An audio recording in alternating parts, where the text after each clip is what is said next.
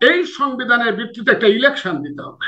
সেই ইলেকশনটা হতে হবে হারামজাদা ইলেকশন কমিটি না, ওই নরাধম নরপশু রকিবুল হুদাদের ইলেকশন কমিটি না। সেই ইলেকশন কমিটি হইতে হবে নির্দিষ্টভাবে, আমি বলছি বিচারপতি হাবিবুর রহমানদের মতো একটা হতে হবে। অ্যাটলিস্ট 95% নির্দিষ্ট সুষ্ঠু ভোট হতে হবে। নির্দিষ্টভাবে 3 থেকে 6 মাসের মধ্যে সবকিছু ক্লিয়ার করা উচিত। তারপরে এর মধ্য দিয়ে নির্বাচন কমিশন গঠিত হবে সব রাজনৈতিক দলের মতামত নিয়ে। আমাদের সন্তানরা যদি হতাশ হয়, আমি কিন্তু হতাশ ব্যক্তি না সারা জীবন, এবং এই সরকার নিয়ে আমি কিন্তু হতাশ না, এই কথাটা আমি আগেও বলছি, এই আজকের বক্তব্য বলেছি।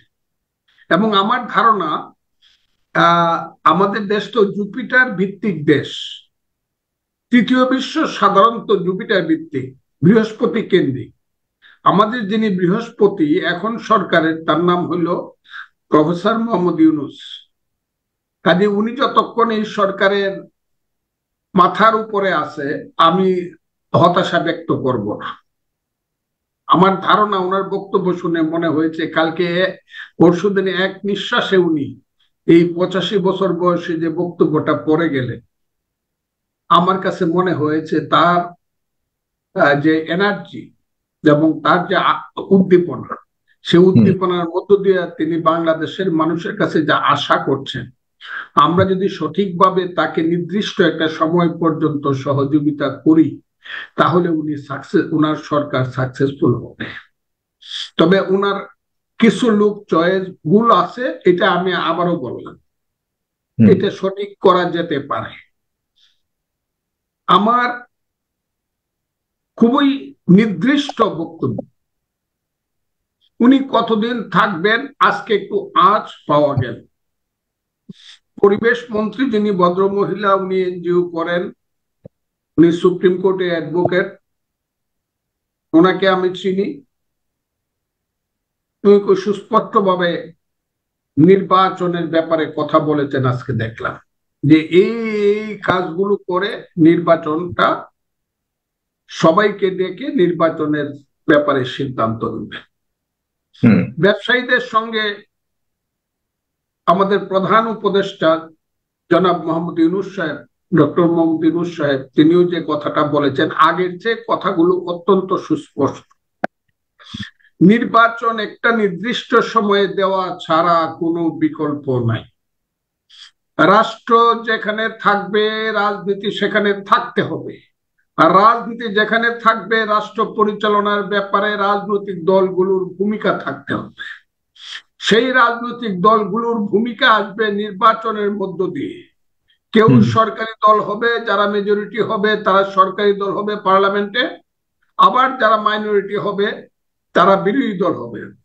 যদি আমাদের আজকের প্রেক্ষাপট থাকে, আজকের সংবিধান থাকে, যদিও বলা হচ্ছে সংবিধানের জন্য তো কমিটি করা হয়েছে, কিন্তু সংবিধানের যে কমিটি করা হয়েছে, আমার দাবি একজন মুক্তিযোদ্ধা হিসাবে, আমার দাবি, আমি কিন্তু এই সংবিধানকে লক্ষ্য করে যুদ্ধে গিয়েছিলাম। বলবেন তখন তো সংবিধান ছিল না, 72 সনের সংবিধান হয়েছে 4 নভেম্বর, তখন তো আপনি যুদ্ধে গেছেন তো 71 সনে।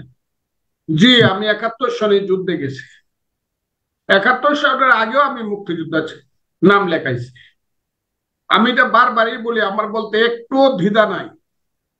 1969 সনের 14 নভেম্বর আমি সিরাজুল আলম খানের কাছে বিএলএফ এর সদস্য হয়েছি আমার অনামিকার রক্ত দিয়ে, তাও ইকবাল হলের এই পুকুরের ঘাটে সূর্য উদয়ের আগে আগে সুবে সাদেকের সময়। এটা আমার কোনো অসুবিধা নাই বলতে। যা হোক, মুক্তি যুদ্ধ যখন সংগঠিত হয়েছে 25শে মার্চের পরে 10 এপ্রিল একটা ঘোষণা হয়েছে, সেই ঘোষণাটাই ছিল মুক্তিযুদ্ধের ভিত্তি।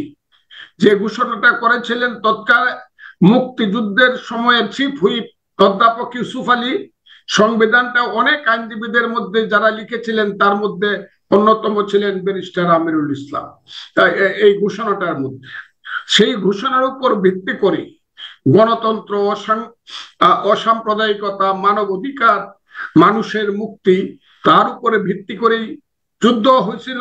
পরবর্তী সময়ে 72 সনের সারা বছর ধরে যুক্তি তর্কের মধ্য দিয়ে গণপরিষদ, ওটা কিন্তু পার্লামেন্ট ছিল না, গণপরিষদ ছিল, সেই গণপরিষদে যে যুক্তিতর্ক হয়েছে, সেই যুক্তিতর্ক যারা পড়বে না, বুঝবে না, তারা বুঝবে না যে কি পরিমাণ যুক্তিতর্ক হয়েছিল। এবং যারা হঠাৎ করে বলে ফেলেন যে সংবিধান আবার নতুন করে লিখে ফেলবো, তাদেরকে আমি বলি আপনাদের নতুন জ্ঞান হয়েছে, আপনাদের জ্ঞানকে শ্রদ্ধা করি, কিন্তু আগের জ্ঞান গুলো বুঝেন। আইনস্টাইনদেরকে বাদ দিয়ে বিজ্ঞান হবে না, কিন্তু নিউটনদেরকে বাদ দিয়ে বিজ্ঞান হবে না, বার্ট্রান্ড রাসেলদেরকে বাদ দিয়ে মানবতা হবে না, রবীন্দ্রনাথ ঠাকুরদেরকে বাদ দিয়ে কিন্তু কবিতা হবে না, নজরুলদেরকে বাদ দিয়ে কিন্তু বিপ্লবী কর্মী হওয়া যাবে না। এরা পুরাণ বলে সবরে বাদ দিব, বাস্কেটে ফেলে দিব, এটা করেন না আপনারা। এইসব কথা বললে কষ্ট হয়। মুক্তিযুদ্ধটা হয়েছিল সেই গণতন্ত্র, মানবাধিকার, অসাম্প্রদায়িকতা, মানুষের পেটের ভাত, পরনের কাপড় সব ভাগ করিয়া ভোগ করব, চে গুয়েভারার ডাক দিয়ে যাই বই পড়িয়া কিন্তু মুক্তিযুদ্ধ করছিলাম। কাজে আজকে যারা এই মুক্তিযুদ্ধের ব্যাপারে যারা হয়েছেন, আমি দেখলাম তার নাম স্বাধীন মালিক সাহেব, বয়স আমার অনেক ছোট, উনি অভিজ্ঞ লোকজনকে নিয়ে, আইনজীবীদেরকে নিয়ে এবং অভিযোগ জ্ঞানী মানুষদেরকে নিয়ে আমি আশা করি উনি এই ব্যাপারটা খুব ভালোভাবে দেখবেন। খালি নিজে নিজে করেন না, করলে কিন্তু জিনিসটা সুন্দর হবে না।